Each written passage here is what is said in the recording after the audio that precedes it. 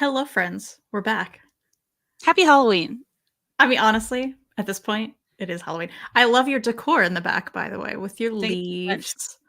It's I did very, it for the show, just I so was you know. going to say, it's People are like, I see very it every week. for the show. Oh, you know what though? Wait, I was at my apartment, I think the first show we did. I know I was away Mm, last week or right. last time, last show. But yeah, they are falling down currently, but yeah, it's for the They're show. falling into reading.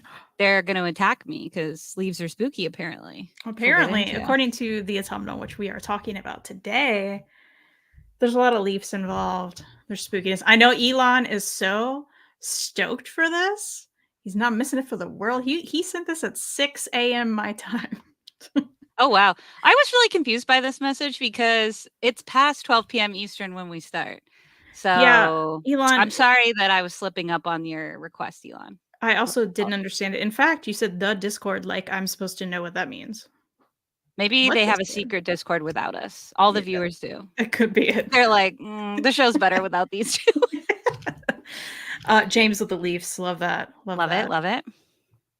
Yeah, we got the pumpkin. Happy Halloween. Hello, Chris. Hey, Chris. Hello, Mark with the great Halloween decorations, Mark. And Mark, the Leafs were a little disappointing the other day. Speaking of other leaves. Yeah. Wah Mm. wah. Wah, sad. Bummer. Yeah. So are the Blues. Mm. What are you going to be They're dressed as giving you this the year, Mark? blues. Sorry. Giving me the blues. That's right. That's right. Okay. First rule of the secret Discord is I'm telling you, they really have one. honestly, they were leafy. People were already talking about Barbie, and I did have this question as people sort of like log in, which is I'm wondering what Halloween spooky things people got into this weekend or like have planned for Halloween. That could be something you're reading or watching, but it could also just be like, yeah, your costume or what have you. I want to live vicariously. It's a little gloomy. And I did go to a fun Halloween party last night. They had a Britney Power Hour, Ew. to celebrate the book. So Yeah. many hits. You forget how many bangers there were. Oh, I do. I forget. so many bangers. So many bangers, like Lucky, come one on. after the oh, that one really got that was like they played the video because it was like they Oh played yeah. music videos, yeah. Yeah. But tonight was supposed to be our city has an annual thriller parade. Like hundreds of people from the city train together to go through the city to Thriller. It's very loud. A lot of people Wow. go. It's part of a larger Halloween parade. Um, and it got canceled because of the rain. It'll be moved to next weekend, but it's like that's just pre-election day, which is a different kind of scary. And I don't know that I'll be in a thriller parade kind of mood then. So I was kind of bummed. So I want to live vicariously through, people who are having good weather, have killer decorations, Yeah. have fun plans, that sort of thing. Absolutely. It is very rainy here as well, of course. Um, Mark, do you really hand out candy in comics? Because that rules. I would have loved that as a kid. That's very I would cool. have too. Yeah. Kids do pick. No kids come to the apartment, obviously, but I used to rent a house not a couple of years ago, and my roommate and I, a lot of kids in that neighborhood, my roommate and I would give out.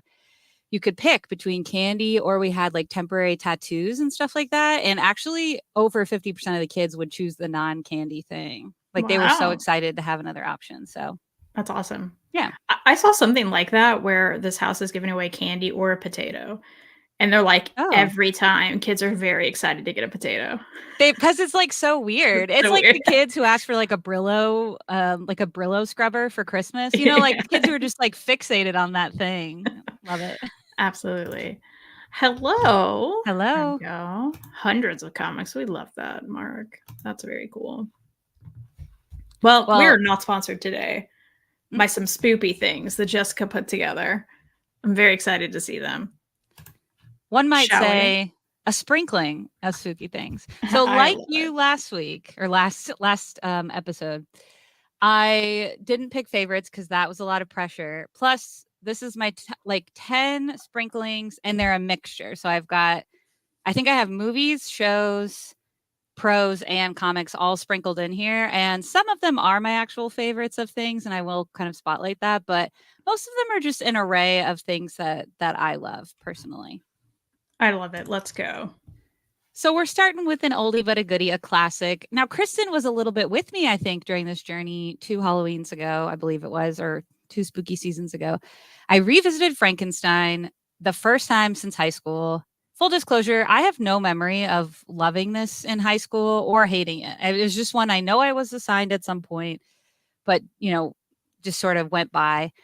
But this is the ultimate, like actually today is a great day to read Frankenstein here in where I live because like it's cool, it's rainy, you got a fireplace or the Yule log YouTube channel up, whatever whatever your budget allows. It's just like a very good gothic horror, and to everyone's understanding, one of the first I guess grandmothers in a sense of science fiction and horror as a genre. It's so good. And since then, I have certainly explored lots of Frankenstein inspired books, movies, shows. So yeah, I just had to put a classic, an ultimate classic. I love that. I also read this in high school, and I revisited it after that and liked it even more because I too had no memory of how I felt Mhm. about it in high school. But it's still been many years, so you are making me want to read it again. It starts with like, well, yeah, we won't Sorry. dwell it. I'll just say like when you read it as an adult, I think you pick up on a whole lot more. That's true of a lot of things, but it really does reflect on like the adult experience, if that makes any sense. And so there are some aspects of it that I feel like you don't really get until you've lived a bit of life. So that's all I was going to say. Totally makes sense. I'm going to do what I think is a modern classic. This one, I think it's from 2 years ago. I could be wrong. It might have been last year. It's one of my favorite recent horror movies for sure, which is Barbarian. It's definitely a movie that you go into blind, don't look a lot up. The marketing for this was great in some aspects because it showed very little in the trailer, which I think is how you need to go these days. But it did shoot it in its foot because it slowly grossed like as time went on versus having a big like bang like opening weekend, and so people were a bit nervous about how it would do. But since it's found its audience for sure. The setup for this film, if you're not familiar with it, is just this girl. She's going for a job interview in Detroit. Detroit, many people know, is a little bit shuttered since the auto industry has slowed down there. And so a lot of the neighborhoods are fairly vacant or just underdeveloped in many ways, under resourced, I should say. And so it's the middle of the night. She reaches her Airbnb. It's stormy. And when she goes to check in, somebody has already checked in who also has a check in. And that's Bill Skarsgård's character, which he's Pennywise the Clown. So, of course, you're like, this is sus. And I won't say where it goes, but I will say it touches on so many levels of fear. I felt like, for me anyways, this movie spoke volumes multiple times to like my experience as a woman who travels alone a lot as well. It's very layered, but it isn't one that beats you over the head with it. Like, this was a great movie theater film, lots of big reactions at the twists and the turns. And so you can enjoy it just for like the shock value of the twists and the turns of a horror movie. But it's also one where when it's finished, you realize like how many layers were in the movie. So I think it's a modern classic, and I would definitely recommend it if you're into horror and you haven't checked it out. I think it's on Max right now. Not sure if you would love it, Kristen, though. Full disclosure. Is that just because I don't watch these movies? You don't really watch horror, but I'm not sure how you would feel about some of the twists. But also, I say that so maybe you will watch it, because when I say that about books, It you're like, certainly makes well, I me got to see wonder. if I like it or Yeah. not. Now I have to watch it. Yep. I'll report back. Okay, Oh, so yeah, I was hoping this would be on yours because you didn't grab it. You didn't scoop it up in your spooks, but you did have it ready. Ooh, you got the I hardcover. did Knock on have it. it ready. Knock on that Maybe I was baby. gonna talk about it later. Maybe I still wear. Yeah, it's so good. Oh, nice. I Oh, have so the nice. soft cover. Yeah, Rachel I love it. Rising. I mean, Terry Moore is one of my favorite authors. He's only missed for me once. We won't talk about that book. Kristen and I both didn't like it. I was gonna say that was the same one, right? Oof. Yeah, but it's not the worst book in the world. It's just like when the bar I is like hated it. here. I hated it. Is it the worst book in the world though? No, but I hated it. I strongly didn't like it. I will say hate. Anyways, this is a banger. In fact, it's the book that I recommend to people who've never read any Terry Moore. I think Strangers in Paradise, it's amazing that it exists. The like sheer length of that series and where it goes are very impressive. The character work is very impressive. The creativity is really impressive when you think about the kind of sitcom-y modern romance genre it was playing with. And there are other ones that are very meta. Like I think that trying to think of the one that Motor Girl's one I don't like wholeheartedly recommend to just everyone because I don't think it's for everyone. Like I think it's for a certain audience. But this one is such a good, like on its face, modern horror, really like a horror comedy drama. I don't know. Would you call it like a horror dramedy? Is that how you would describe Yeah, it? probably. Yeah. The art's great, the story's great. Any Terry Moore, the side characters are going to be great and memorable. A little bit of same face with all of his stuff. So do know that going in. And with black and white, that's always a bit of a struggle as well because you can't differentiate via coloring. But I'm sure many people have read it, but I do think it's one of his books that doesn't get the like hype that others have. So if you haven't, I know you can still get it on his website. I'm not sure if IST still has it, but would recommend this, especially if you've not read any Terry Moore.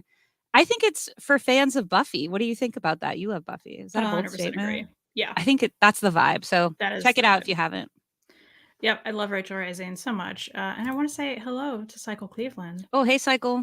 How's it going? Also, my dad. What's up, Dad? It's so And good, Larry. Cycle also says Rachel Rising is so good. It totally is. It is. And I have not read the entirety of Strangers in Paradise still. I think were you going to do that this year? I was. Not trying to shame you. Or it is the end of October. Could still time. happen. Yeah, it's possible. Time. It's fine. Okay, only Terry Moore I've read is Moto Girl, and I thought it was a masterpiece, and that's because I gifted it to my father. Oh, that's right. Larry doesn't do a lot of black and white. I think it's a masterpiece too, but I think for people who, I mean, I don't want to spoil anything, but I don't know that it's for everyone. Like this one, I think as long as you're okay with horror aspects, is just such a like universal crowd pleaser. I think the twists in Motor Girl may not be for everybody. That's just been my experience, but I agree. It's one of the best storytelling that I think Terry Moore's ever done personally. Yeah, I agree with Cycle Dad. I think you would like Rachel Rising. Oh, which more did you guys not like? Actually, hold on, Kristen. Crazed. I want you to guess. Okay. We'll come back to it. We will answer it. Also, hello. It's good to see you. Yeah, good to see you. All right. Now, I've already talked about these. Sorry for anyone offended by this movie cover, but it is what it is. I talked Did you about say booby cover or movie cover? I said movie cover. Hey. I said movie. Booby cover.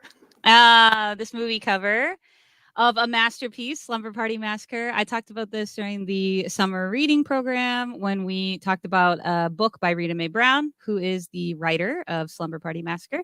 It is the first horror movie, both directed and written by a woman, first slasher horror movie written and directed by a woman.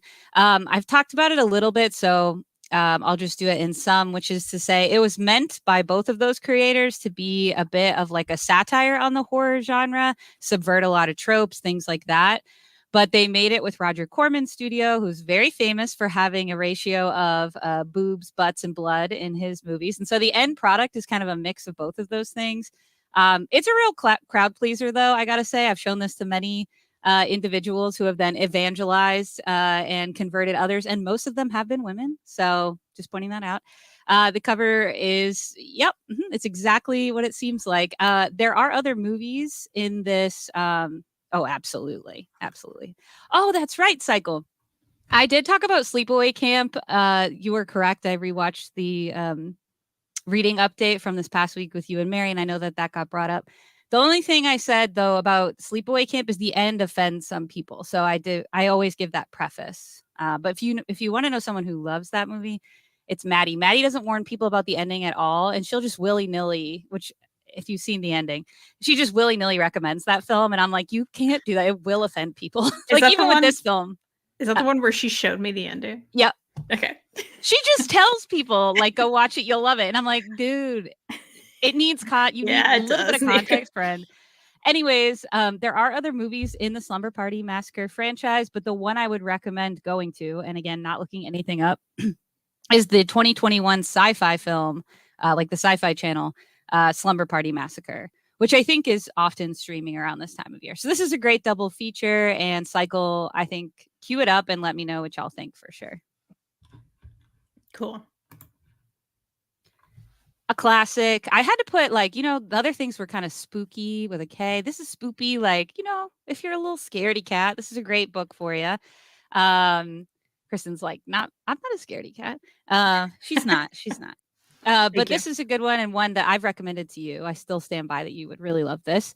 It's a Neil Gaiman middle grade book that has a horrific start, but it is told in a way that's not overwhelming for children, but it does start with a baby's whole family being murdered. That's the setup. And the baby escapes and crawls into a graveyard and is raised by the ghosts. And it asks a lot of questions about what does it mean to be living? What does it mean to be human? It's so delightful. It's such a whimsical story. It's perfect for this time of year, especially if you aren't really into horror, but want the vibes.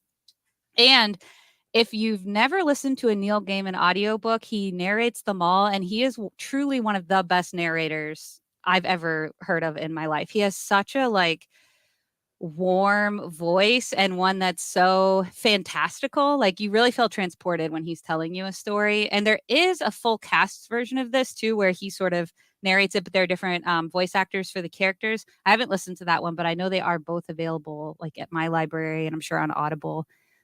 So yeah, this is a great one. And Kristen, I do really want you to read it eventually. This is one I've been wanting to read for a while. I listened to one book narrated by him and it was so great. So I definitely, we'll go the audiobook route. James wants to say that Sleepaway Camp will the 40th anniversary this year. Well, then I'm sure it'll be everywhere and Maddie will be living her heyday. 100%. Cycle saying, don't warn people about the ending. Just tell it them. Depends on the person's cycle. It depends on the person, I think. Kristen would need the warning. Kristen would, if Maddie said, this is a movie I'm recommending to you, you'll love it, and started watching, and she didn't say anything about the ending, how would you have felt? Well, I just was shown the ending, so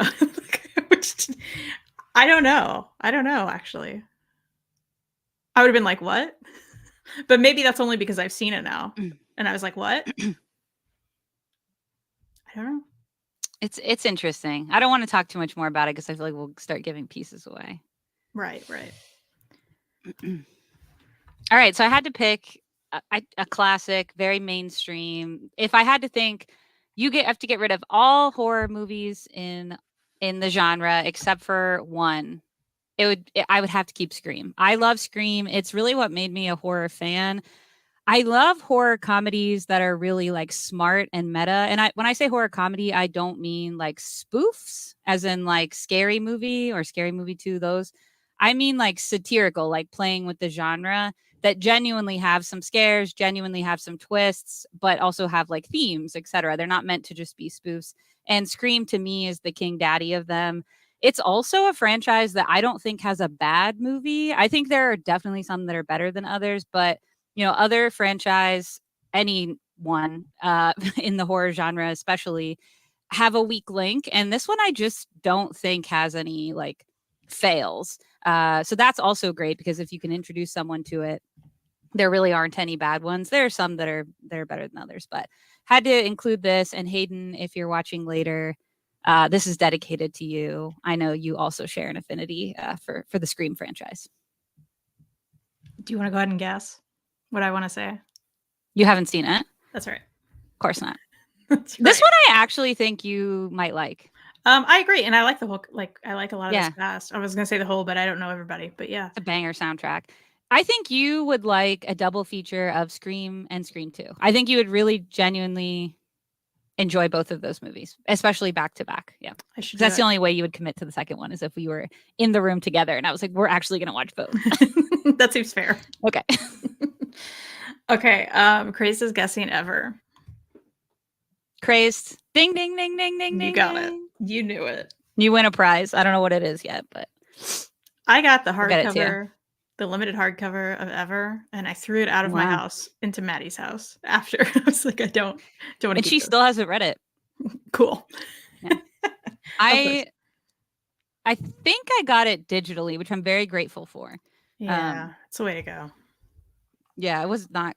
It's just the others have all been at least good, if not great to me. Like it was just Same. such a shock. And Yep. I'd have to reread it. I was so annoyed that I didn't like it that I'd probably have to reread it to even remember why. Like I can't remember why. I just remember being like, "Oh God, this is like real bad." That's how I felt. Yeah. But I if you remember love it, good. yeah, I remember bits of it and was just like, Okay. no, absolutely not. Have you seen the new Scream? Yes. I have opinions about that. Of course, I don't want to spoil anything. I think Scream 3 is still my least favorite, but honestly, this last one, there were aspects of it that I just think were a little cringy, my opinion. But I did like the chances that it took on new elements in the new setting. So I'm not sure if I think it's just above Scream 3 at the bottom for me personally, but still good comparatively. Apparently, me hating Ever is making Cycle want to read it. Cycle, go ahead and read it. Yeah, Do it. support It's Terry Moore. short. I want people to support that It's man. short. So buy it. You may love it. I don't know. My dad says I know I'm weird, but I never considered these slasher films horror, maybe suspense Mm, thrillers. But for me, horror needs a supernatural element of some kind. interesting. No, It it's not. It's not the newest Terry Moore book. No, I'm loving the newest Terry Moore. I haven't finished it yet. It's Parker Girls, which of course is a spinoff for some characters initially that appear in Strangers in Paradise. And I've read the first trade, so the first 4 or 5 issues, and I'm really liking it. And I think it's finished and is about to be collected. So that one's been great. So I think it's come out actually, so you can check it out. oh, the omnibus has. Yeah, I think it's already on IST. Okay. Oh, okay. I'll check it out. I saw the Scream at a Drive-In double feature right after the new Evil Dead, so it probably seemed even worse in comparison. But its cast is phenomenal. Okay, Makes sense.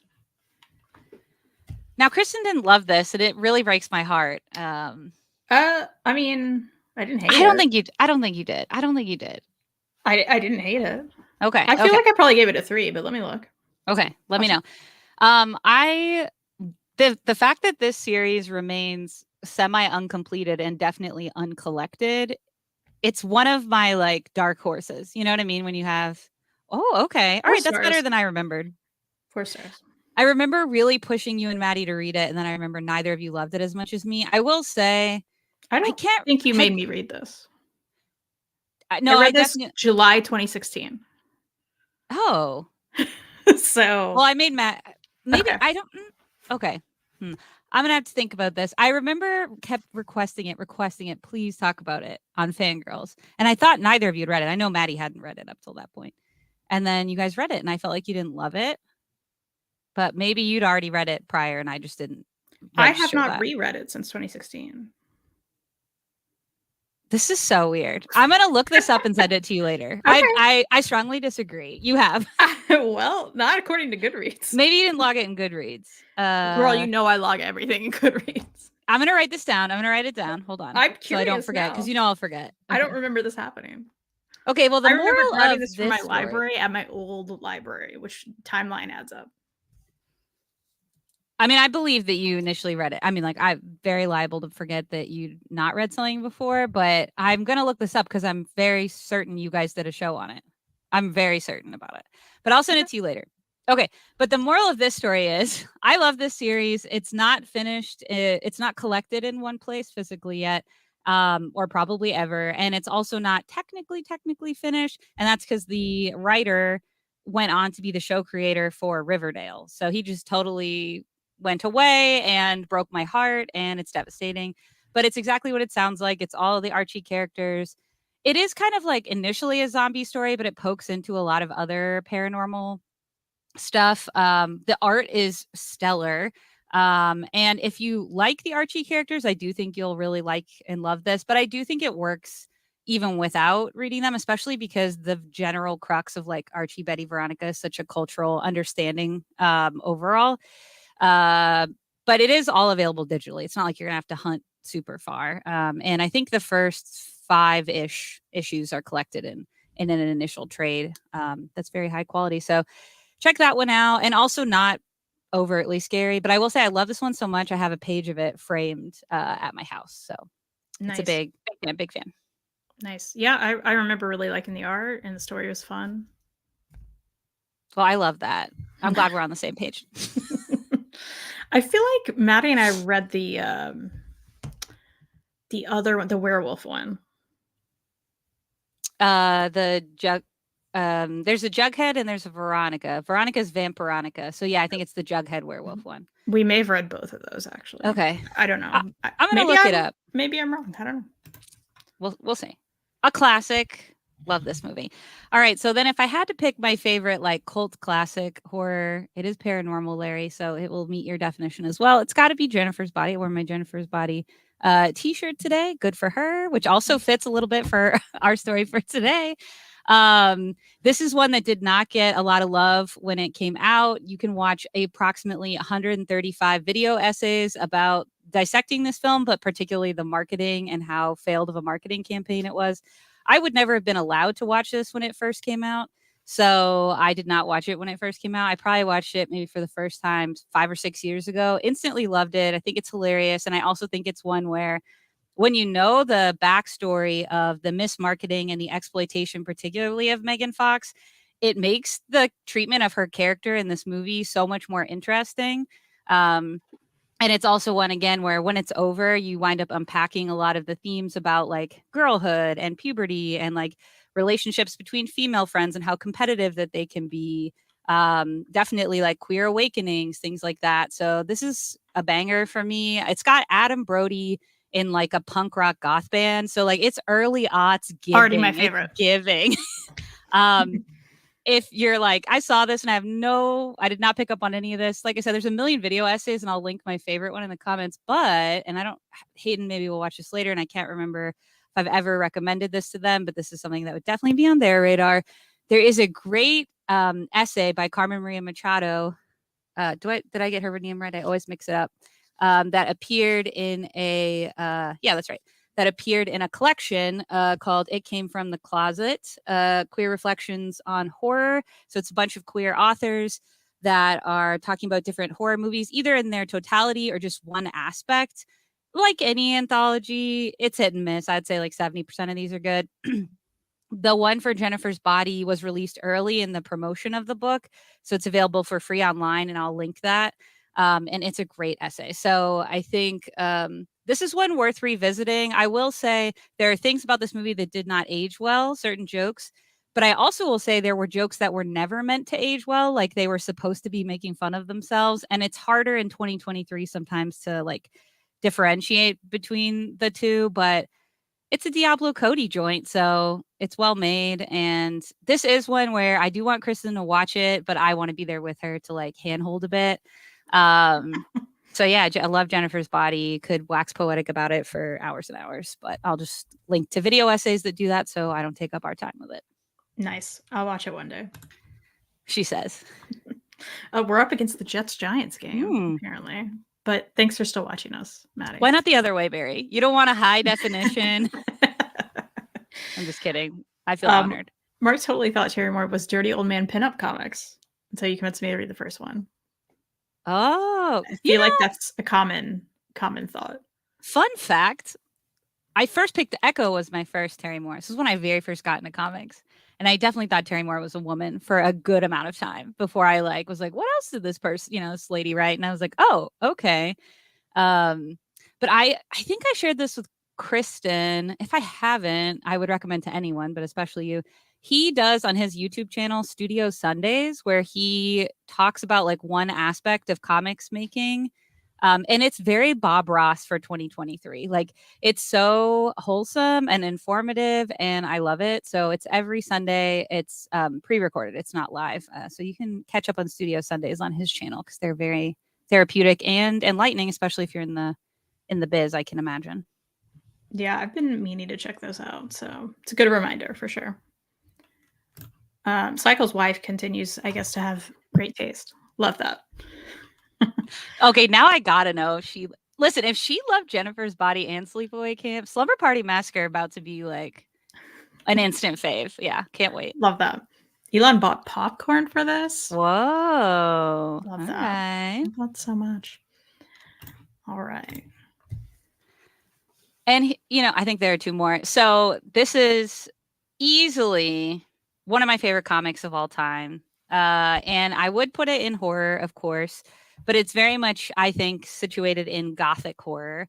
And it's one of those, Swamp Thing is very like everyone knows about it, but I do think people who've only more recently got into comics maybe kind of write it off because it's very wordy. And there are some aspects of it that are a little dated, and it feels intimidating, I think, if anything.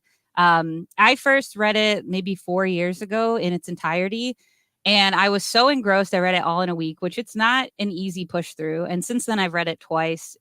Like I said, it's one of my absolute favorites. I love the many layers that this read has, and the topics that it covers are so wide ranging and so thoughtful. And it's the kind of horror I do love because I do love a gothic horror, like jump scares and things like that, slashers. I do love those. I have fun with them. I'm really scared of a lot of paranormal movies. I do watch it some, but like they're not my main jam. But what I do love is like gothic atmosphere. Oddly, like this is one of my favorite comics of all time, and Rebecca is one of my favorite books of all time. And they're both very much like romance gothic. And I would call this a romance. It is one of my favorite romances in all of comics, easily, Abby and Swamp Thing. So much so that I had this little art that I keep on my shelf. I just love this book, and I think it is kind of intimidating if it's something that you haven't read for a while or you don't read a lot from that era. But I'd highly recommend people to give it a shot, because I think some of the themes it covers, particularly around how we treat the planet and one another, are just always more timely than ever. So this is definitely one I would get into. Yeah, I think it aged well too overall. There's very few things I think didn't really age super well. Nice. That's been on my list for a long time. Oh, I'm so excited. And then finally, my absolute favorite horror thing of all time, certainly my favorite horror TV show of all time, has to be The Haunting of Hill House. This came out, I think it was in 2020 on Netflix. I remember reading it like during like a lockdown sort of time, so I believe. But this is based on the Shirley Jackson novel. It's a Mike Flanagan joint. Mike Flanagan almost had no misses except for Midnight Mass. Not a huge fan of that. He was firing on all cylinders since Oculus, as far as I'm concerned. But this is a really good horror because there are very few jump scares. There are a couple. So if you have friends that don't love jump scares, it is genuinely scary, I think. Again, I'm more sensitive to the paranormal stuff because I never know how much of it is real. So it unsettles me more. But I slept with the closet light on for 2 weeks after watching this. If it gives you an idea, there's just a lot of ghosts and they're real creepy. But I think horror to me works best when it is exploring emotion and humanity and has a little bit of a thematic, metaphorical substance to it. And for me, this one really tackles grief. There are children who are recovering now as adults from, maybe they grew up in a house that was haunted, maybe it's not haunted, but definitely they lost their mother in that process. And it's about how all of them are dealing with the grief of that, and in different stages of grief and how that shows up. So this is a great one. It's a banger. Everyone should watch it. Love it so much. Nice. Good afternoon, William. Hello. Mark wants you to watch A Guest in the House. Oh, okay. And then I'll have someone to talk about it. I feel the same way, Mark, about so many things. Could you just read or watch this so I have anyone to talk about this? I'll write it down. Love that. Yeah, so that's my smattering. Great watch list. Them all. I Gotta enjoyed catch them all. One day I'll catch them all. Now we'll move into the Gold Star segment. Some non-spoilery thoughts on Elon's favorite book of all time, I can only presume. I don't think so, but it seems like a fave, which I'm very happy about. A fave, yeah. The Autumnal. 8 issues. And a first read for both of us, I think, right? Yes. Absolutely. And you have a nice physical copy there. Can you tell us about the physical copy? Yes, I was going to mention too, I was trying to find the first name, written by Daniel Kraus, artist Chris Sheehan, which I think the art and the color, some of my favorite parts of this book. Jason Wordy was the colorist, and Jim Campbell, the letterer. I'm trying to be better about that sort of thing. But yeah, this is the physical copy, which I've been on hold with my library for this physical copy for 3 months. Jeez. It never came in, so I had to buy a copy, which is fine. But yeah, I'll show some of the art if you want to do the setup of the book. Is that okay? Sure. Okay. Let me solo you here. So we are following a mother that you see there. Her name is Kat. Is that right? Cat. I just read it. I'm just Oh, like, is okay. that? No, I mean yesterday I read it, not like today. But still, anyway, so Kat and her daughter Sib. Sybil. Yeah, Sib, and they are they got word. Well, the mother got word that there she is. There's the mother. that That's good timing. her mother, who she hadn't spoken to in a long time, has passed, and you just saw her there with leaves in her mouth and Mhm. orifices and such. It's So such she a goes back gross to her word. hometown of what was it? What was it? Notch something? Comfort Notch Comfort in Notch. Maine. I wanted to say that, but I was like, that doesn't sound right. Oh, that's right. They went back there where they have like the most beautiful fall of all time. There are gorgeous leaves everywhere. There are a million trees, Their and Hallmark movie. that's yeah. And her mother left her house to someone else who left it to her daughter.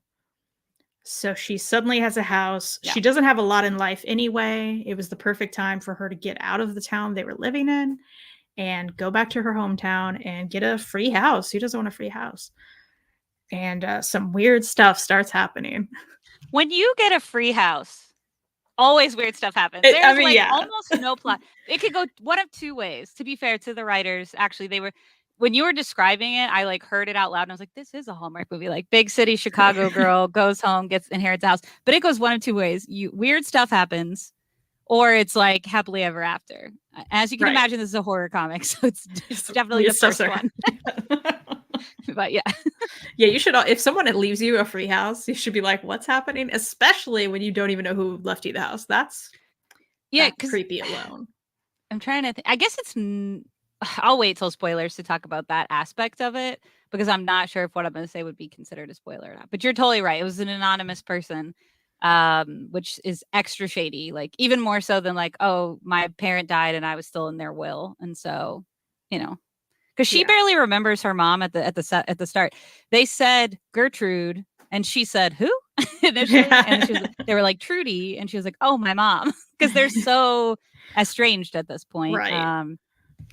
And it's you learn that why they're estranged is as a very young age she was sent to live with relatives, she Cat, and so like to her knowledge, and interpreting that as a child, her mom didn't want her, and so that, of course she's like, well, I'm not going to, talk to you. But yeah, that's kind of the initial setup of the book. I guess usually we kind of talk through things that really worked for you, and Mhm. then things that maybe didn't work so well. So, I would what do love you to hear think? your thoughts. No, why you always have me? I don't like. I don't like going. The whole last time I started on everything, just FYI, but okay. Oh, okay. Okay, fine. You mentioned the art, and I agree. I thought the art was very well done. I Mhm. liked because the leaves were like a huge aspect of the whole thing. They were bordering like the panels and Yeah, there's sometimes one page on attacking the panels, and that was really, I really liked that. It was very well done, I think. Mhm. And I would agree, the art was one of my favorite aspects of this. I was trying to find this one page. Yeah, there's nothing majorly spoiler, but this was one of my favorites as far as the leaves because they were kind of photorealistic at times.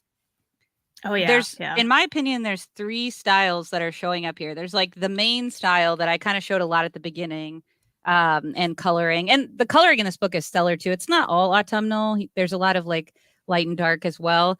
Then there is a flashback. I showed a little bit of that, which we'll get to, but there is a flashback that happens, and the art changes for that flashback. I have these bookmarked, but there's too many bookmarks, too little time. Oh, here we go. So this is like the art in the flashback. You can see it's quite different, a lot more sketchy, a lot less clear, a lot less detailed. But then there are, like I showed earlier, these leaves that are like photorealistic. I mean, that is like almost like a photograph of a leaf, which maybe it is. I don't know. Overlaid. So Those are the 3 styles I think that show up. I can't remember any other Yeah. changes. I love a good flashback where the art changes too, because Me especially too. for memories, I mean, it's not going to be as clear, and I Right. like that aspect of it. And the story they tell changes, I think 3 times throughout the book, where you get a different version of this like folklore from the town. And so I liked that it was sketchy too, because exactly like it's from memories, but also it's like literally different the way different people are seeing it. So I also liked that. I thought that was just spot on how they chose to make that art change reflect that. Absolutely. And as far as our main characters, I mean, I really liked Kat and I really liked her daughter. They were flawed in great ways.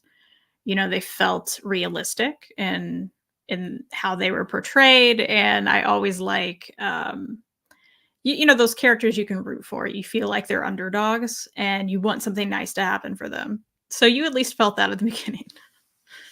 Yeah, we had a little bit of a different experience. I can't remember when we saw each other on Wednesday.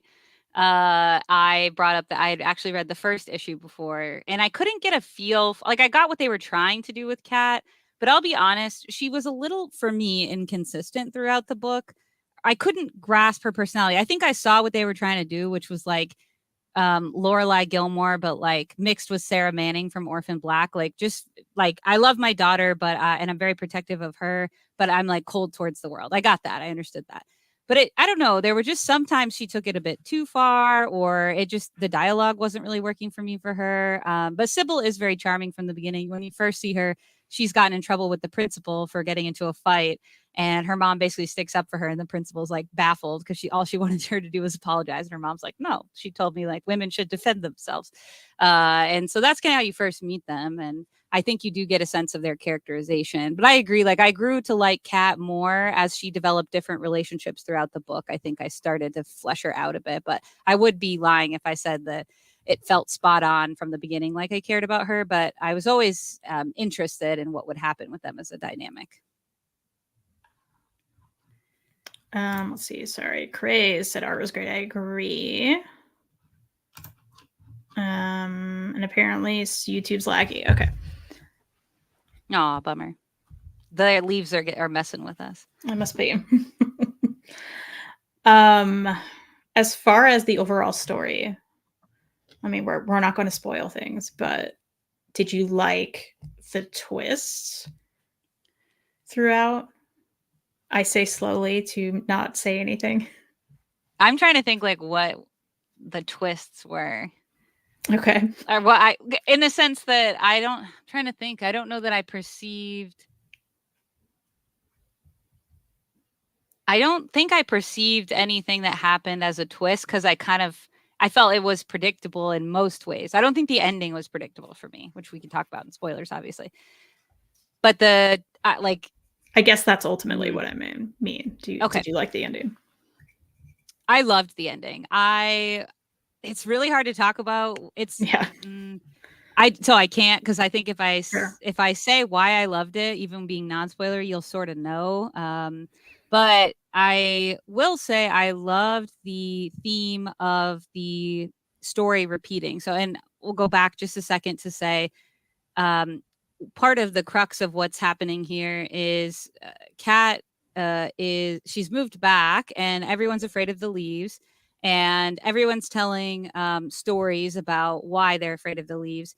One of the interrelated tragedies she discovers in these stories was a roller rink um, accident, massacre. I don't know the right word to say. In 1996, they were listening to Spice Girls, which I thought was a fun little Yeah. Easter egg. Same. But a disaster strikes this. Very few of the children who were there survive.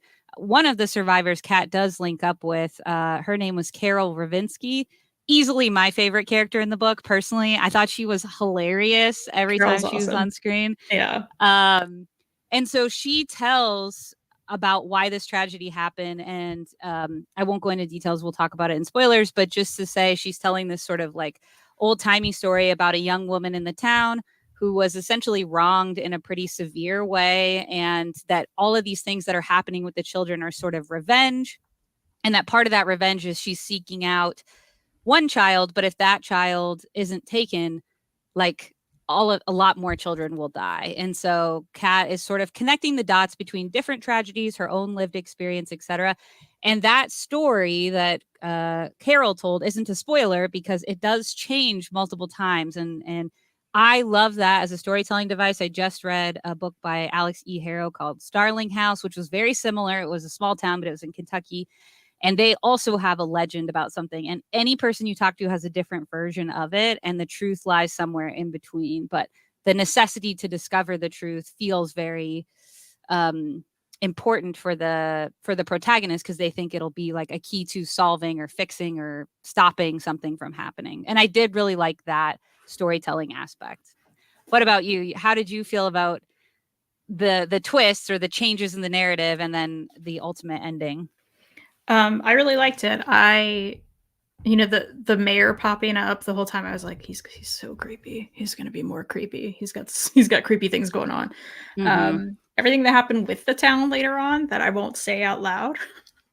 I enjoyed that too. It really reminded me of. I had it in my head before we started, and now I can't think of it. Yeah, it was that short series that I recently watched, The Devil in Ohio, something like that. Oh, I haven't watched it, but I know what you're talking about. Yeah, the town coming together and everything that happened there really reminded me of that, which I ultimately was kinda about that whole series, Middling. but I liked that part of it. Mm-hmm. And all of the characters, I enjoyed all of the characters. I liked the boyfriend a lot. Dad bod Rob. He was wonderful. This writer was like, what do women want? Women who love men. What do they want? And they were like, Dad bod Rob. And I was like, I'm not going to complain about with the braided beard and the tattoos. Let's get him. Let me just pull him up. I loved him. And his story, we'll talk about it because I think it was kind of cool. The story about his tattoos was really cool and interesting. But I will say his braided beard, I thought initially was because of the when he was doing the tattoo removal. He runs a tattoo removal shop.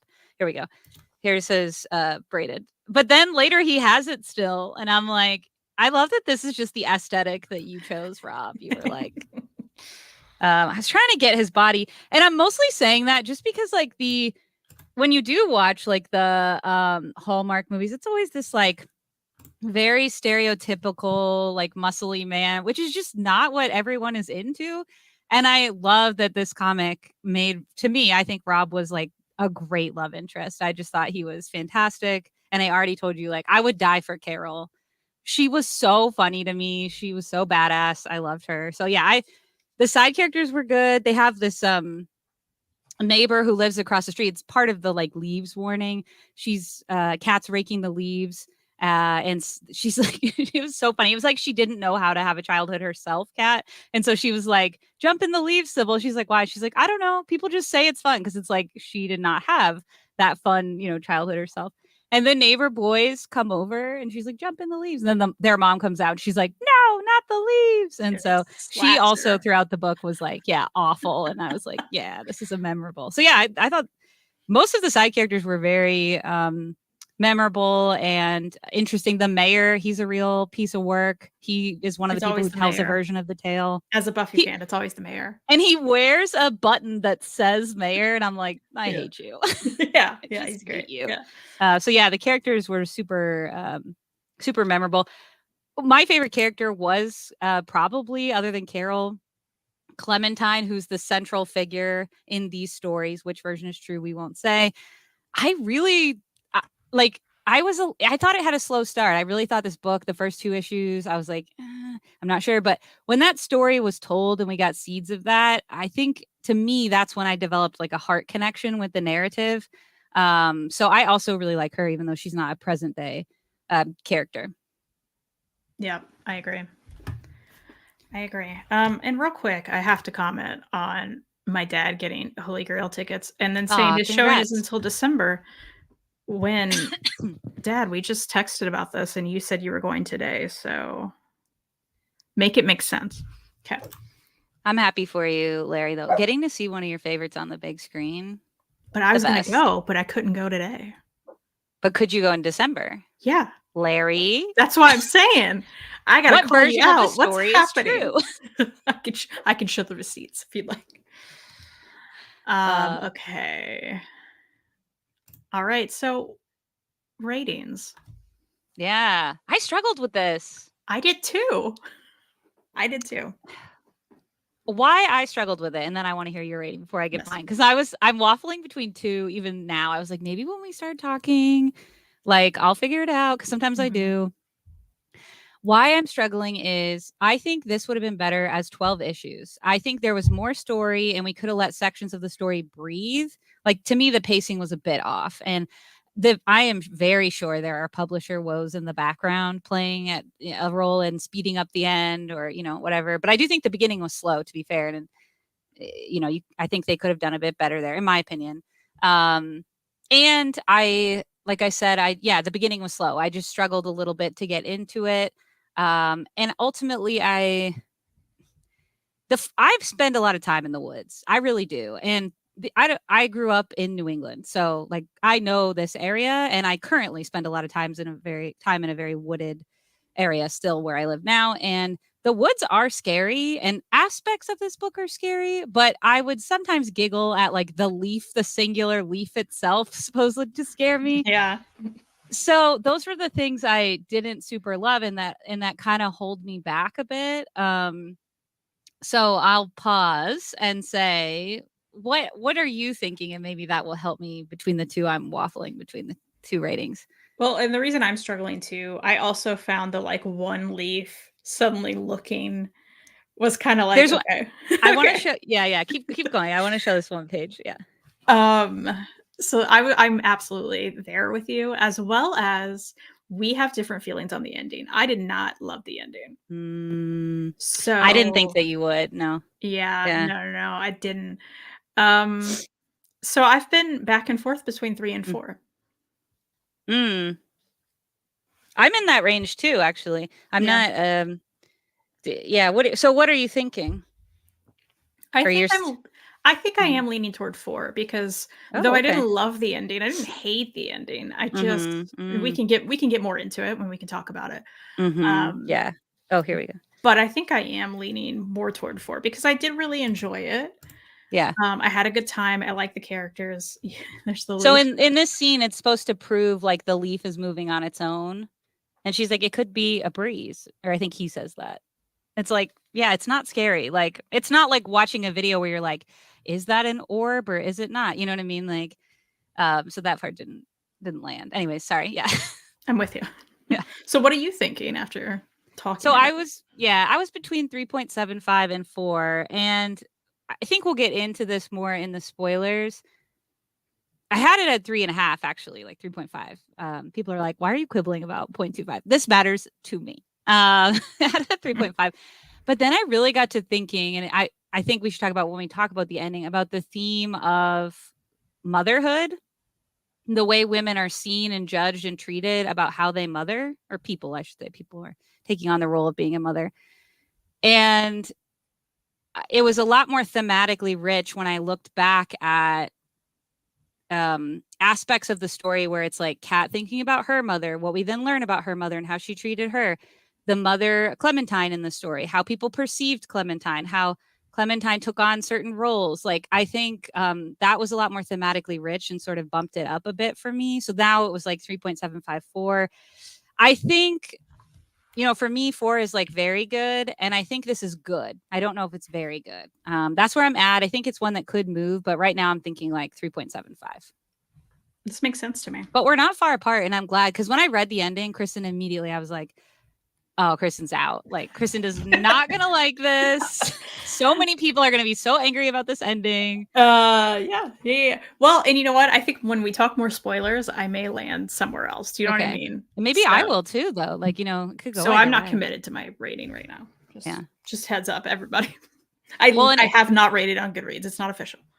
Elon, I want to know. Well, anyone who read it, I want to know like what you're rating it out of 5 for sure. But also, if you want to mention like non-spoilery, because people may leave here in a second, but something that you loved about it or something that you didn't super love about it, I would like to know what other people are thinking. And then when we get to the ending, I definitely want to know how folks who've read this felt about the ending. But with that warning in transition, Elon says, be gentle, go gently into the night.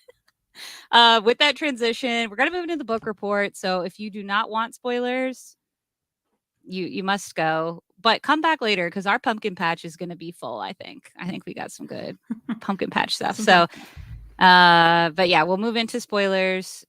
I guess let's save the ending maybe, right? But let's talk about the different stories because I've mentioned this, but the specifics of it I think are a bit spoilery, like the changing story about Clementine, about why the town is like that. I'm curious how you felt about those flashbacks and how you felt about Clementine the character as they were told different ways, like the story was told through different people. I like that aspect of it. I like this like small town folklore. We all have different thoughts and vibes about this thing that's happening. I enjoy that setting. Like, give me more of that kind of setting. So, and especially seeing the flashbacks and people talking about her differently, especially Carol. A moment for Carol. Just one more moment. We haven't had enough moments so for Carol. Great. I loved Carol. And if we're talking spoilers, it's such a tragedy. Such a tragedy. What's especially oh, go ahead. No, go ahead. I was gonna say that's where my rating wants to dip because all of the characters I liked died in this book. Like, all it's of not them. A happy book. It's not a happy book. All of them. And I'm just like, I'm someone who wants there's a reason I like a happily ever after, right? Like, I want not this. That's what I want. Well, let's talk about Carol for just a second because I'm not trying to change your mind, but I see what you're saying, and I also want to bring up this point. And this is why I'm going to learn whether you like Jennifer's body or not, because there are similar elements about this. Like, Carol is someone, as we mentioned, who survived the roller rink massacre. I'm trying to get I do think it's important to show a visual when I'm telling this, and so I'm like terrible at multitasking, but she survives. And so when Kat wants to know the truth about it, she of course seeks Carol out. And where she finds Carol in this beautiful Hallmark town is kind of like living on the outskirts and in a trailer park that's in disarray. Here we go. There we go. This is Carol. She's got a lot of burns. She's lost her hair. She also notices, because Kat has dabbled in many a hard substance herself, according to her, some sort of track marks that would indicate use of hard drugs. And so when she finds Carol tells her this version of the story, which we'll talk about in a second. But then later, she's trying to get Carol like help and support. And she offers to get Carol discreetly out of town. And Carol's like, they will see me. And so she is just in broad daylight, rising against the tide. I think why I love that is because it feels very realistic, because ultimately what winds up happening is we're led to believe that like someone essentially called her murder an overdose, which is like very not true. Like Carol was, we just know from the story she tells and how she interacts with Kat, and Kat knows that's not true. And so it's very tragic, not just because she dies, but because like that's the narrative she was assigned, which is really shitty because it wasn't even true. But I think for me, that's realistic. But the boldness, or the thing that I love about it, is the boldness right up until the end. Like they are going to see what they've done to me and what they've done to this town. And I really loved that aspect of it, is that she did get to have her big moment in some senses, which I appreciated in the story. It's not like she left the trailer and then that story happened. Like she had a little bit of a big moment where she was, you know, had some agency, I suppose, in how she interacted with the world for once. I guess I just feel like there could have been a whole extra issue of Carol's stuff. Like her there could have been so much more for everyone. Yeah. Well, yeah. Her story seemed to go, issue. and then like she popped up and she left immediately. Yeah. Also, Chris gave it a 1 out of 5 because he hated the ending. I respect this rating as someone who did not like the ending. Mm-hmm. Although he says maybe a 3 throughout, was not really enjoying it. The ending was really what swung the score. Tell me what I you think, didn't enjoy about it. We want to know that too. and I read people's reviews of this because I knew the ending was divisive, and that is, there were some complaints that I've already mentioned that I also had. Like, I do think it started slow. But that was like the most common one, was like the ending felt rushed, which I do agree with. And then they didn't like the ending. And that's totally fair, because the ending, especially for a story that's like, what's the truth? And, you know, I forget, was it Mary who said this on the reading update? Maybe, I can't remember, like, maybe not, but for it is a mystery. Like, it's a horror, but it's also a mystery, and a mystery, very much how you enjoy it, sometimes hangs on like what is it in the end. So now I can look back at all the clues and all the things that come before in this light. And so if you hate it at the end, it can ruin it, even if you were loving it up till that point, and that's totally fair. Chris liked Carol too, but as a meth/heroin addict, she was the most non-junkie ever. I get that, and I totally get that. Oh, we love this love from Elon. No worries, Chris. See, yeah. See, that's the environment we want. Like, we don't all have to agree on this. Kristen and I disagree about actually quite a few. Actually, everything in life, really. That's not true. Just kidding. It's like our Venn diagrams are pretty healthy, I think. Yeah, that's true. That's true. we're overlap most of the time, but yeah, we like that. But Carol's like initial tale about Clementine is essentially, Clementine is in covered wagon times, as my mom always says. Like, she doesn't know an era to save her life. She's like, covered wagon times. Debbie. I love that. She's like, she's sleeping with the mayor's son, and she gets pregnant. And then the mayor's son's like, drink this tea, basically to have a miscarriage, which is very common and always has been very common throughout history. And she's like, no, I like want my baby. And so he's getting ready to force her. And so then she runs away into the woods to be able to carry the pregnancy to term. And I love Carol's like honestness about this part of the story. She says about Clementine's persistence towards this man. She says, whatever disease women have that makes us believe men care about our best interests, we've been afflicted with it since GD Genesis. And I was like, I love this woman. I just love her honesty. But anyway, she goes to the woods. She carries the pregnancy to term. The woods helps her have the baby. There's nudity in this, so I won't show this panel, but I will say, like, they're really helping her have that baby. They're like they're like giving her that baby. Okay. Like that Woods is the dad of that baby. Okay. And see, this Woods baby is scarier than a single leaf. Like, I just think it was possible to create something horrifying. It's so true. Because she's naked having a baby. I just want to talk about this for a second, because, one of the reasons that horror movies often have a shower scene is not just because they're exploitative, aka Roger Corman Studio. It's also because you're at your most vulnerable. You are like naked, and like usually you have a curtain, like you are exposed. And that's why a lot of horror takes place in showers, bathtubs, or when people are changing, etc. And this is that, but without feeling exploitative at all in the way that it's drawn. Like, she's not just naked, but she's also like not really in control of her body at this point. And it's her first baby, and she's terrified. And it's like, that is like, when you are feeling vulnerable and something is like that around you, like that's a different layer of horror. So I do think like that was just really well done. But she has her Woods baby. And then the true horror happens, because the Woods are helping her have her baby. It is gross, but it's like they're trying to like help her out, Their little mice is like, you can do it, like, and they all get cheese afterwards, I'm sure, to celebrate. Yes. Not okay. But she thinks by showing this baby, like so many people do, if we have this baby, this person will stay with me, or our marriage will work out, Tale as old as time. Carol knows. Carol would say it differently than me, but yeah, Carol knows. I hate this part too.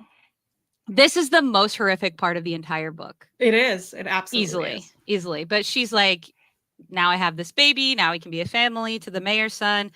And the mayor's son throws the baby to the pigs. If you grow up around rural communities, pigs are actually incredibly violent, especially at feeding time. So they eat the baby. Now, I will say, I'm going to show this, because why I'm going to show it to you is they don't show you the baby being eaten. This is important. This is horrifying enough. We do not need to see the baby mangled in this last panel. That snap, crackle, and the horror on her face is what you need. And I'm just pointing Mhm. that out because I know you feel passionately about this too. Mhm. We don't need to see it. It is in fact No. more scary to not see it and have our imagination see that. So I just wanted to point out that was horrifying and they didn't show it. Mhm. Soapbox, getting off the soapbox now. Yep. No, you're Um 100% right. Although you reminded me of this moment, which I wasn't thinking about until right now, makes me wanna lower my rating already. Like, I just hated it so much. well, uh the way Carol tells this version of the story, which this is the longest version of the story, then it just changes in minor ways, is she initially takes the body of the baby and essentially like goes into the woods, etc., and haunts the town, but like tries to adopt a baby as her own first in a really like loving way, and then in a way where she just kind of wants revenge. And so she's like, if you took my child from me for the sake of your town seeming pure, because the whole reason is if he has a baby with her out of wedlock or even chooses her as a partner because she's of low status, he's not going to have this shiny, picturesque, like, I'm not going to be mayor too. It is literally sacrificed for the appearance of the society and of this man, which is obviously a massive theme throughout the course of the book. But she's like, then I'm going to take these other babies. So that's how the lore is built in Carol's mind anyways, which is if she seeks out your baby and she calls to that baby, and when I say baby I just mean child, if that child dies, like she just takes that one into the woods, etc. But if that child doesn't if she doesn't get that child, she takes multiple children. And so we learn that we're to put together in 1996 Spice Girls era, Kat was supposed to be this child, and instead of Kat, this roller rink of children are actually killed, which obviously causes Kat guilt and makes her look at her mother's decision to send her away totally different. Which is that is the theme that I do love, is this thought around like motherhood, etc. Like I think it's very thematically rich, especially when you hear this interpretation of Clementine's story. I think it's very apt. And Kat questions her ability as a mother at the beginning. At the beginning, they don't have a place to stay the first night and they're sleeping out on a park bench. And she's like, I'm a shitty mom. Am I a shitty mom? Am I like my mom, or am I different in some way? Because at least I love her, even if I don't have the things I can give to her. So that's one version of the story that helps tie those themes together. Absolutely. Crazy saying for sure could have benefited from a couple more issues. There were some time gaps, like apparently Rob and Sybil met, even though we never saw it. Yeah. Yeah. The baby and Sybil were both rough moments for me. The two, 100% the two worst moments. 1000%. Well, okay, let's talk about the ending now, if you want. Yeah. Or were there other aspects of it prior to the ending that you... I mean, the baby was rough, but... Let's talk about Rob's... I have one qualm with Dad Bob Rob. Bob Rob. Is like, they're like buck naked having sex outside this house in broad daylight while the child's inside. Yeah. Absolutely not. No, there are other... Even if you're outside, there are other ways of handling that are way more conspicuous. Right. Yeah. Not okay. That was not gonna fly.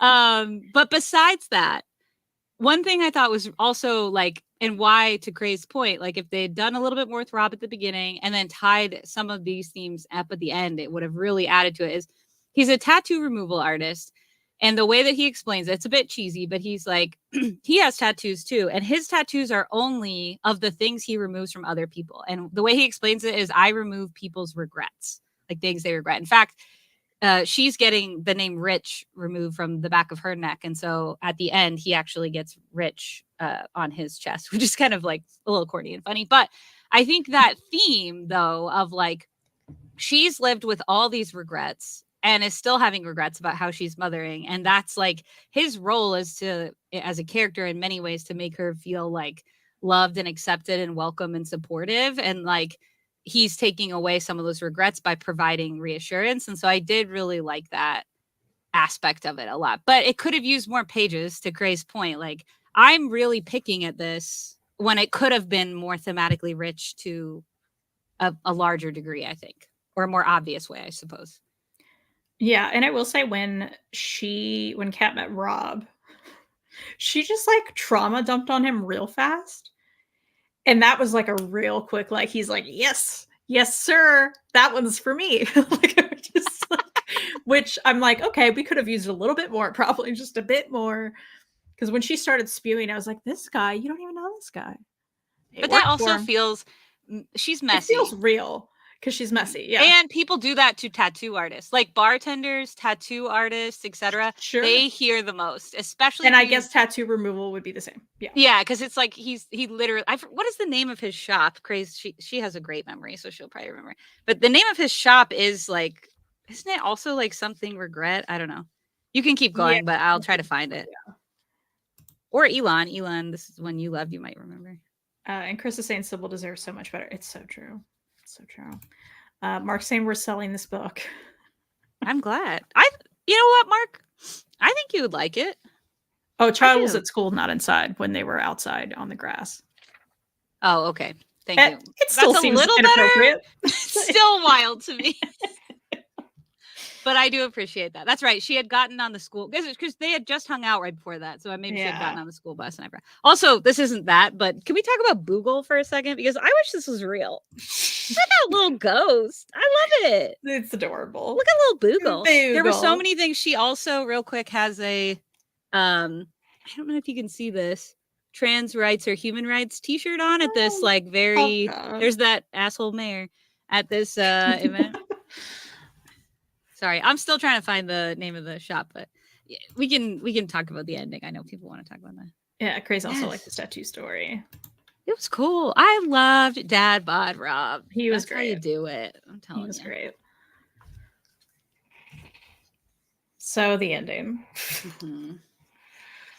So as you know, again, we're talking spoilers. As Chris said, Sybil deserves so much better. She was chosen to be the child that is taken by Clementine. And Kat's obviously like, absolutely not. Like, it's not happening. Absolutely not. So she tries to get her out of there. Then they see the whole town like gathered. And then they get captured by them, basically. And they somehow convince her that, yeah, it's fine. She can go. I'm not a great mom anyway. It's fine. Like, she kind of had that mindset. So then Sybil has like this crown on and she's ready to be taken by the woods, whatever's happening with these kids. Okay, go ahead. Yeah. Feel free to jump in. No, I'm like multitasking. Someone tell me the name of the tattoo shop because I don't want to. Artist. I don't want to be. Oh gosh, thank you. I love that Chris 1-star review. Chris is like, girl, I hated this title of the shop. Let's go. Yeah, see, like that's a great name. Yeah. First off, they board up their windows terribly to prevent the leaves from getting in. This is where I was like, the leaves just did not work. I wish I could show these panels, but I'm not going to spend a million years. But like, girl, there's no way you've been living out on your own rough and you don't know how to board up windows, like living in New England. Absolutely not. Absolutely not. This is not correct. But yeah, a key part, because I think might be another character you don't love. I just didn't want to skip this. Rob, during this storm, or when the storm's about to happen, when the leaves are kicking around, he's like, you don't have anything to fear. I'm going to go in the woods and show you. She's like, do not go into the woods. And everyone, the readers, are like, Rob, do not go in the woods. Dear Rob, God, no. Keep your dad bod right here, Rob. He goes into the woods. So that's important. But also, I think you said this, but like the whole town is there. And that's where you hear kind of another version of this story. There's several versions because the mayor has a version. But you basically learn the town is like all in on it and very culty. I will try to find that page because it's like great. Super culty, because everyone's like super sweet to Kat because Sybil was chosen. Yeah, they're all like chanting, and then at one point, like the mayor is where is he? He's such a cult leader. He was born to be a cult leader. You know, he came out the womb and his mom was like, my baby's gonna be a good cult leader. 100%. Yeah, but this goes back to that theme. That's just why I didn't want to like skip this scene. Is like they're in on it, and they willingly have this sacrifice take place so that their town can stay perfect. Like they're willing to sacrifice women and children essentially so that their town can be like this perfect Pleasantville town. And I think could have like. I could have used more time with the planting of the seed of the cult. We all knew. If you're reading this and you've seen any horror movie, you're like, this I'm saying all it's cracked up to be. But I think like earlier seeds of that planet and some of the rhetoric and conversation could have really added to it. So I just didn't want to skip those two pieces because I know it'll come up in the ending. Sure, absolutely. I'm like, where did I end? I don't know. She's gonna be taken away. She's got the crown. Like, no. You meant right. She sees her with the crown. Mm-hmm. Cat kind of like comes out of the brainwashing, I guess, and is like, oh no, I'm not gonna let you take her. So then she's like, let's run, and she tries to get her out of there and essentially makes a deal with Clementine. Yes. Oh, I will show that. I loved that tree art because earlier in the book you do see you see, well, you skipped your boy dying, by the way. We'll have to go back to that. Oh yeah. Or do you want to? It's because that was like real gross looking. I want to talk about it. I love this tree because you do see earlier in the book when there's a news article about the roller rink. I think it's Sybil actually who sees this like tree lady in the corner of the photo above it. And so now you see that, of course, it's Clementine looking over everything. Mary, we're not out of the spoilers yet, but we're probably like 6 minutes, maybe 5, less than that, maybe like less than 5. Yep. Yeah, so we do run into Rob at one point who's trying to help, but he's all kinds of gross and broken and it's not okay. And he's basically like, you've got to kill me. Here's his skin where he got that tattoo on the tree branch. That's what she sees first. Because remember, he got the name Rich on him. That was good horror storytelling. I do like the order. This is really crazy and he looks terrible, but I thought that was really good. It's very upsetting. So she essentially has to kill Rob. He asks her to. Yeah. Yeah. Or else he was going to kill her because the trees and the woods and the leaves. The leaves. Run. You know. Don't walk. She also kills him with her guitar, which I want to emphasize. There's just not enough pages because there's this whole middle section where she's like healing through music. And it's like, I know she was in a band because they mentioned at the beginning, but then they drop it. And I'm like, we could have done more with this because the whole story also has these, what would you call them? Like, what would you call like Miss Mary Mac or, those rhymes children say, Ring Around the Rosie, which is like a morbid one, right? The kids say. So they have their own town version of that for Clementine. So like there's a lot of music and chanting in this. So we could have done more. I'm just saying we could have done more. But anyway, she kills him with the guitar, which I just thought was like, Miss the guitar. Mary Mac brought it back to me. I'm like with the all dressed in black. All right. So she's making a deal. Yeah. Yeah, she makes a deal. She's like, hey, take me instead. Take me instead. Ooh. Don't take my kid. I will. You need to, like, you're probably over this job. I will take your place. Mm-hmm. Clementine's like, no one's ever asked me before. No one's ever like done this before. Mm-hmm. And then she basically is kind of like considering it. And then she's like, you know what? Go. Just go. Mm-hmm. So you think, oh, she's going to let him go away for some reason. Like something about that really made her fine with it. So Cat runs, and then Clementine's like, she's not angry enough yet. So then you're like, oh no, what's she gonna do? Well, at that point, I thought actually when Clementine was like, oh, she's not angry enough, I thought, oh, she's gonna let her go too. But you do learn before this, and I was very into this. I'm into fungi. I love fungi. And the thing I love about fungi is they feed on dead things, but they do it so that new life can grow. So into that stuff, like very nerding out about it. And there is this whole monologue that's like very space agey. I showed the page a second ago where she's talking about how like your life, in this finite sense, doesn't matter at all. Like you're here so that you can die and become compost for a much richer thing. So you do see the mindset that Clementine is in now that she is like one with the woods. And this is where I do the like, I'm sorry, good for her thing. I'm like, okay, I understand you're mad about, and we'll talk about it in a second, what's about to happen. But I do think that monologue was there on purpose to give us this Poison Ivy moment where it's like, she makes some good points though. Like, I think that that's kind of why it was there. So I did want to point that out. But yes, go ahead with the horrific thing that I won't show actually. Well, and Craze makes some points. I'm not sure I found it believable that Cat would have just given it into them taking Sybil even if she was questioning how she was as a mother, I know it was needed to progress the story, but I don't know. Yeah, I'm with When you there. she's in the trance or Yeah, whatever. yeah, Yeah. yeah. I just think It she was loves a very little too much quick. for this. Yeah, it was super quick. And she was so adamant about protecting her like 2 seconds beforehand. Totally. Which, okay, so let's take up, I just want to talk about it further. I mean, like, I just chalked it up to she's in like a magic trance, but like to your point, Craze, what they could have done throughout the course of the story earlier was plant these seeds about how life could have been if she stayed in this idyllic town, right? Like now you have the weight of being a single mother and blah, blah, blah. So that later when they bring it back, the programming would make a bit more sense because she'd been programmed like she's drinking what's in the water, right? You know, in that sort of sense. So I think, again, more pages and a little bit more intentionality in the pacing of some of these storytelling elements really would have done wonders for the book. For sure. So yeah, then Sybil dies. With a pitchfork.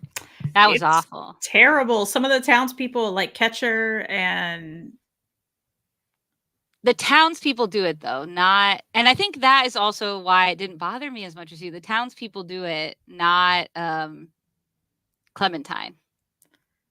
yeah, I know it doesn't change it majorly for you, but it is important distinction to me. Like your own paranoia about your image is what did this, not this otherly thing. Like your own like human wackiness about control and power and things like that. So that was why I was kind of okay with it. I hated everything about it. Crystal seems angry too. Yes, and that Kat was a little does end up annoying. taking her place because she gets angry that her kid died, of course. And then she's like, "Yeah, you're angry enough. Let's go." And then she has her good for her moment where she just be killing everybody, just like causes this crazy natural disaster. Who she doesn't kill, the freaking mayor survives because he gives like a. That was annoying to me. That was actually something I didn't very love. annoying. Yeah. And then the kids in the town have a new song. So, yeah. Yep. I mean, I totally see what you're saying. I'm not trying to sway you. I'm just showing you like in my mind how I see it and why it's a bit different. But I know that it's not going to work for everybody. I do think like even if the beats of the end were exactly the same, like the end result, but the pacing of some of those elements that we teased out were better, I actually think it would have bothered more people less. Rather, I don't think it's going to fix everybody's ultimate ending, but I just think the story did itself a disservice not planting those seeds and getting you, the reader, ready for it, because it isn't a story that is about shock value. It is really about like themes and like vibes more than anything because it's leaves. They aren't shock value scary. So I just think it did a disservice, but I enjoyed it, and like I would read more horror from this team. Yeah. I'm not at a 4 anymore though. I'm at a 3. Ooh, it's such a steep decline. I know you don't do halves, but like when it happens, it's like whiplash for me personally. Yeah. I stay at 3.75 because again, like it could have been a 4 if we could have done a bit more throughout the course and fixed the pacing. So I'm with you though. I would read more from this team. I think if they were given more time or they just figured this out better within the issues they had, yeah, it would have been higher for me. I want you to read Starling House now, because when I read this, I also think I had the benefit of having read that, and there's a lot of commonalities, but I don't think the ending of that would bother you as much. And that's not to say tragic things don't happen. It's not a spoiler, but I just think the way they handle things is better. I'm writing it down. So yeah, so that's overall been great to hear folks' thoughts in the chat, good and bad. So if you have anything else you want to share about the story, certainly put those in, but we'll kind of, do you have any more in this section, or you want to transition to the pumpkin patch? I don't. Let's pumpkin patch. Let's let Mary know. Mary. Safe to come back now. Spoilers. Well, listen, Halloween's Tuesday. The pumpkins are on discount. What you been picking up? What you about to pick up? Not what's everybody else picking up and about to pick up? I did just get these things in the mail that I want to talk about. We love it. You heard about Black Hammer. Heard about it. Got it in a comically large box for just the one that was in it. It's very exciting for more of this. I'm excited. So I'm gonna have to do a reread soon, I think. I also picked up from the IST manga sale, not sponsored, but you should go check it out because it's quite cheap. These were like $2 each. The Evil Secret Society of Cats, Volume 2 and 3. Oh, love it. Come on now. I read the first one. I loved it, of course. And it's all in color. We love a color manga. Oh, I haven't seen that. It also Yeah. is like, how do you read that one? Do you read it like a manga? I mean, you still read the bubbles like right to left and the pages, but they're there's all just one. strips. Yeah. Oh, So interesting. it may be easier for someone who can't handle that. So I did get those. I did also, of course, pick up the new Ito, which I'm very excited about. All right. That cover is really scary to me. Mimi's Tale This is of the one that's a true Terror. crime, right? I think so. I think you told me about that one. I think so. Yeah. 9 scary stories that really happened. Yep. So that's exciting. Oh, what's the cover under here? I haven't even. Oh, she's so pretty. Oh. Those the art on that side looks like the Buffy art. Oh yeah, it does. It does, which I appreciate. So that's exciting. And then I did have Rachel Rising out because I would like to revisit it. Yes. Will I do it? I don't know, but I would like to. It is here. It is a good time. It's a great time. It's a winner. Always. And I also have for Mary, if she's back, Mary didn't love this one, so she sent it to me, and I want to read it because is it a goldfish? It is a goldfish, and it is about these goldfish that like come to this town and I think kill people. And what? It looks absolutely ridiculous. Like they're like fly. Love it. We love it. It looks like a 50s sci-fi flick. I'm very excited for how ridiculous it looks. So I do want to read that, I think, soon. It is the season, right? Tis. You are reading one other book. You don't want to talk about it? Oh, Iris Kelly Doesn't Date? I don't physically have it near me, but I am reading that. That is true. Good. I will be finishing it today, I believe. Oh my gosh. Everyone on my timeline is finishing at the same time. And I'm just ready for it all to converge. I'm ready to gush. It is my favorite. I haven't moved on that even with a few days under my belt. It's my favorite of the three. Love it. I'm loving it too, of course. Well, sorry, Larry. I don't know what's going on. I will say we're having bad weather, so it could be me on the stream. So sorry if that's the case. So I have 3 that I recently finished that I just want to talk about briefly because they were just, it was a banger. You know, when you hit a streak, you're like, over 4 stars, over 4 stars, over 4 stars. It hardly happens. It'll happen like twice a year where you get 3 in a row. One of them, of course, is Iris Kelly Doesn't Date. Kristen, I just want to say, meet your heroes because I loved getting to see Ashley Herring Blake with you this week. I loved getting to see Meryl Wilsner. They were a hilarious moderator.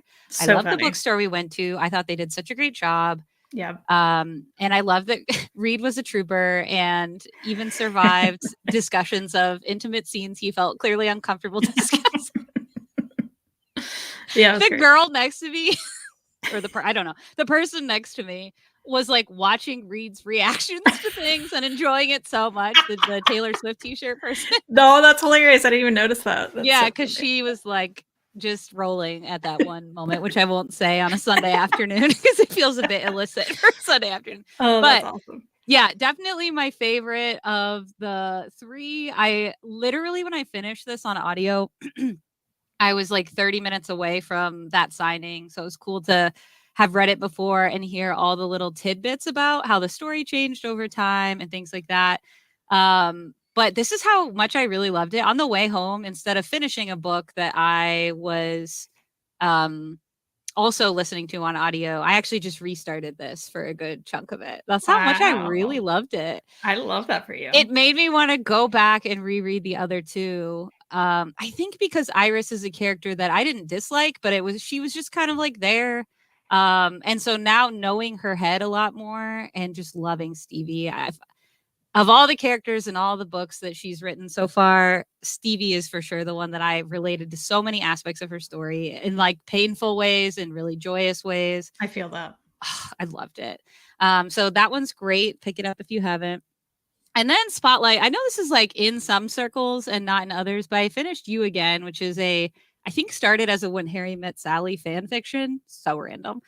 But I loved it. It is a modern retelling of When Harry Met Sally, and I love Nora Ephron movies. I'm a You've Got Mail girly, but I do appreciate When Harry Met Sally. But this one was really just interesting. The characters were not always likable, but you were still really rooting for them to be together. And I realized that a trope that I do love, when you like recognize your reading patterns, when you look back at like you can see many you read that you were like, oh, I really like this, and this is what they all have in common.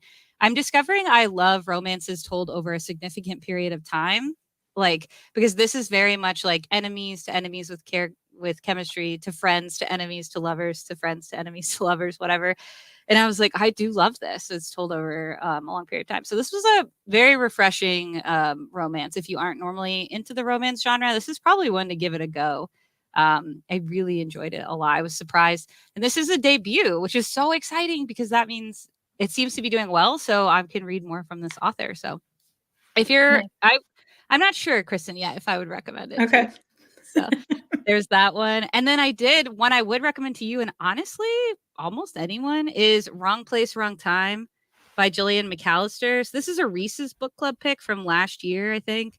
So it's everywhere. I'm sure everyone's library has it. This is a mystery thriller time travel book.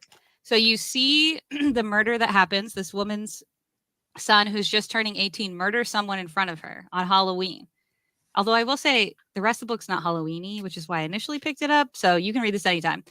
And then she lives the days she's already lived, going backwards, and to like piece together why this all occurred. It's not science fiction though. Like it's not, the time travel element is a part of it. She seeks out like a person who researches if time travel is possible at one point, but it's not heavy science fiction. It was just a really well done story, and it had a lot of emotional depth as well. And it takes place in the UK initially at Halloween, but again throughout the year. So I would recommend this. It's like a 10-hour audiobook. It was pretty good. It was one of the best I've read so far, and I've not seen that, like a time travel element. Interesting. Yeah. I wrote it down. Yes. The two I'm currently reading, my girl, Jennifer McMahon, who you always forget I keep telling you about. I'm reading Who? Girl, I'm going to come into the computer right now and just grab you. What is that? The Ring style. Yeah.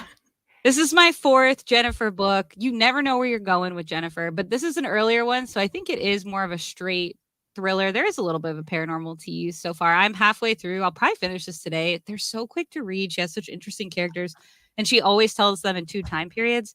But boy, howdy, do her endings not always stick. You read this one, Mary? It's making me laugh. I guess she did. Anyways, I don't know how it ends, Mary, so don't tell me why, but I'm halfway through, and I've never disliked one of her books, but I will say her endings do not always land for me, so we'll see how that goes. And then I told you about this sale. This is a beautiful hardcover. I picked up Mimosa. Yeah, thank you for telling me about that. Mine is sale. Is this still on sale? I don't know. It was when I bought it. The hardcover. Yeah, it was like less than $7. But I want to show you this. Hold on.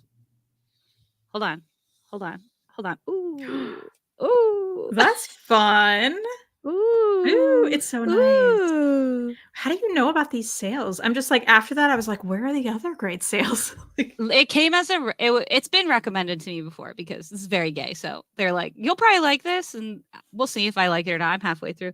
But then I realized the author was the Greasebats author, which you'd been recommending. And as you recall, I found at a used bookshop in Chicago. So this one, the story is like essentially some aspects of it are very relatable. The dialogue is hit and miss. This is what's, I won't spoil a lot, but I'll just say the dialogue's hit and miss. Some of it's really witty, funny, very relatable. What it gives me is Alison Bechdel's Dykes to Watch Out For. Like this is very much the energy of this book. But what I love about it is they're all in their 30s. And that's kind of the crux of the book is they're like all queer in different ways. And they're in their 30s. So when they go into these spaces, they're very like 20s, you know what I mean? Like young. And if they're just in a different stage of life, they're in different stages of life than one another.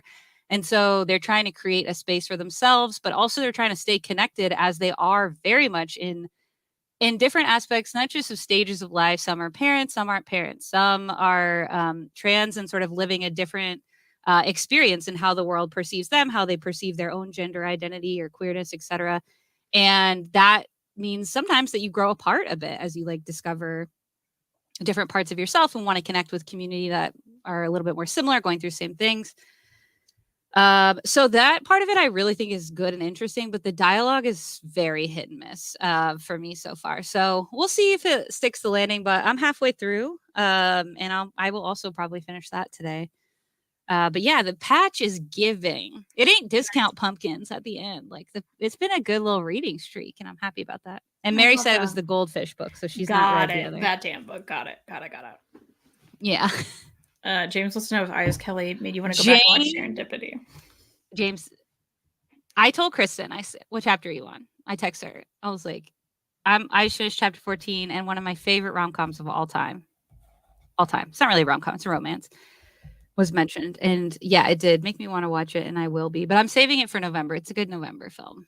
There are so many homages. There's also an homage. They pick up a book later on, which it's not really a spoiler because if you don't know what it is, you don't know what it is. But it's the Dani Brown book. Remember, I tell you to write, the Brown sisters. The second Brown sisters book is one of the books one of the characters picks up off the shelf. The way it's described. So there were a lot of. It was very meta book overall, and there were a lot of Easter eggs, and I really liked that part of it. Love that. And Elon just wants to say thank you for giving me the impetus to reread this. I enjoy it. I'm so glad, Elon.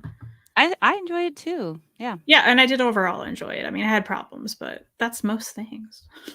It is. Oh, Kristen. Oh, go ahead. Totally did not have Black Hammer 3 on my to-buy list. There you go, Dad. Perfect. And while you're there, get Rachel Rising. Honestly, yeah. Continue your Terry Moore journey.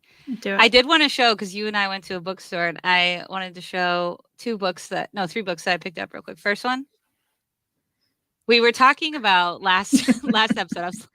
I was growing up evangelical, and I believe this is the 3rd book in the 3 Cousins Detective Club. If anyone is watching this now or later and you were made to read this, please let me know. This is basically like Boxcar Children wasn't Christian enough for my parents, so this is like Christian Boxcar Children. The characters are Timothy, Titus, and Sarah, and the theme of this one is peace. So I found this at the shop we were at in the clearance section, and then Kristen if you saw the reading update, which if you haven't, go watch. It was a great reading update. Zeus and Roxanne novelization. I found Style Icon, one of my favorite movies of all time. Monkey Trouble novelization. Absolutely. Style Icon. People just don't dress like this. So cool. So cool. Also for 50 cents. But if you watch Summer Reading Program, the finale, I found some Vertigo trading cards at a local shop in town, and they had this series, Vamps. And guess what I found? The full collection of Vamps. Look at that. You picked it up and you were like, I may get. I was like, you better get that. You have to. Here's a fun fact about this book, though. Okay, so it's written mainly by Elaine Lee and then co-authored by William Simpson. That's how it's described on the back. This is so crazy. I was on a date not too long ago, and this person was very into, I think it's Dimension 20. I get them all mixed up. One of the D&D channels, and their favorite person is, I think his name is Brandon Mulligan. And they're like, oh, you love comics? Like his mom wrote comics. And I was like, oh, cool. And then they tried to name something they wrote, and they don't read comics, so it just didn't go anywhere. And then I was Googling Elaine, did she write anything else? And this is her. This is that guy's mom. And she wrote this amongst other things. So I did text that person, and I was like, hey, look what I found. This is it. They also wrote, though, a more popular series that I think even got turned into a series of audio dramas. So who knows? Maybe I'll love this. The cover on the back is crazy. It is, yeah. Love it. So I'm gonna tear into this for sure. Those are some fun finds, though. I am excited you got that. That was very fun. It was a good story. I wish we had them here. What'd you say? It was fun to see you experience finding it too. I know. She was like, you gotta. And I was like, I probably will. It's great. I'll always commit to a bit. Plus it looks kind of fun. Who knows? Yeah. It may be amazing. I like other Vertigo stuff from that era. I hate other Vertigo stuff from that era as well. So sure. Hit or miss. Well, same. Well, we will be back in 2 weeks, right? And I'm Yes. like, "What day is that?" That is the 12th, right? 12th? Yeah, with our PSL pick, something basic that we think we'll both love. But Kristen, you and I have not loved the first 2 books, but it feels like, Right. am I wrong even with your rating that this is a step like we're leveling up? Like I feel Oh, like you like 100%. this one the most out of. Yeah. Yeah. We're reading The Secret Life of Albert Entwistle. This is pretty popular. So library has it. Library has the audio. I'm sure yours does too. It is on Hoopla for people who have access to it. I plan to listen to it on Hoopla. Yeah, I'm excited. It looks cozy. There's a little cat on the cover, little I postage I stamps. love that. Yeah, I'm Yeah. excited about that. So do So, join if you us wanna then. yeah, if you want a nice cozy thing, hopefully this is it. We'll all see together. We're Thanks just going in everybody. blind. Yeah. Thanks for all your thoughts. If you wanna let us know what you're reading later, Yeah. we would love to read the comments. And real quick, Chris would like to hear your thoughts on Vamps. I've been intrigued ever since I heard of it. I'll try to read some before our next. I don't I just want to say we're in this in between. I don't know if you feel this, but I am a mood reader, but I'm also like a theme reader. Like if it's certain times Mhm. a year I want to read certain things. Of course I want to read spooky stuff. But Halloween will be over Tuesday. But it's not quite Christmas, and you know what I do for my Christmas reading, which I'll show on Yes. our last show because Mhm. I don't think I've talked about it ever before. But it's gonna be Christmas, like mid-November, late November. It's over. It's over for all y'all. So like what do you do in the in between? You know what I mean? Like so I'm gonna finish what I'm reading as I described before, but I'm kind of open, I think, a little bit. So who knows? Maybe I will keep going with vamps. Vampires are truly timeless, so I agree. we'll see. Yeah. I I don't agree. know if I you look feel that forward way to it. though I hear in the you. in I hear you between. with that, Yeah. especially with things that, like, I wanted to get to this season, I haven't, and now I'm like, "Okay, what do I do?" But for you, maybe it's like, I'm gonna finish Strangers in Paradise, or I'm gonna finish the Ashley Herring Blake books because I am in this in between, you know. Maybe. I don't know. You're like, "This is what I want you to do." No, no, no. I not at No. all. No, I hear Not at you. all. No, not at all. I'm not at all pressuring you. Because you know what I actually want you to read is Cleat Cute. Because now I gotta know. You got it signed? Even though I was like, True. Kristen won't like this. And I was like, "Well, here's the thing." Meryl was there, I had to get a book from them, And they were they were lovely. fabulous. So funny. So Fabulous. Oh my funny. gosh. Loved. Yeah. Loved. So, Yeah. check that out, and join us next time for the what was it again? The Secret Life? Is that right? Secret Life of Okay. Of Jeez, The Albert's Secret Life of Albert Entwistle by Matt Cain. Yeah. there Hopefully you it's a go. cozy PSL pick. Join Check it us. out. And happy Halloween. Yeah, happy Halloween. See you then.